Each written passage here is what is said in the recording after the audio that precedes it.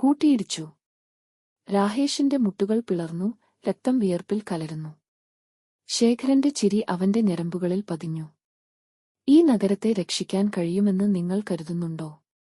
നിങ്ങൾ ഒരു വിഡ്ഢിയാണ്. പക്ഷേ രാഹേഷിന് ഒരു ഏസ് അപ്പ് സ്ലീവ് ഉണ്ടായിരുന്നു. അവൻ ശേഖരന്റെ നീക്കങ്ങൾ പഠിച്ചു, അവന്റെ ബലഹീനതകൾ അറിയാമായിരുന്നു.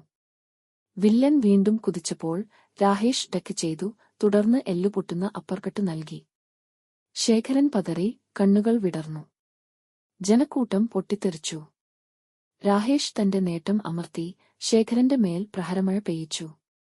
1000 അനീതികളുടെ ഭാരം പേറുന്നതായിരുന്നു ഓരോ പഞ്ചും. വില്ലന്റെ മുഖം വീർത്തു, തകർന്ന മൂക്കിൽ നിന്ന് രക്തം ഒഴുകി. ശേഖരൻ ചോര തുപ്പി. നീ ജയിക്കില്ല, ഹീറോ. ചന്ദ്രപൂർ എനിക്കുള്ളതാണ്.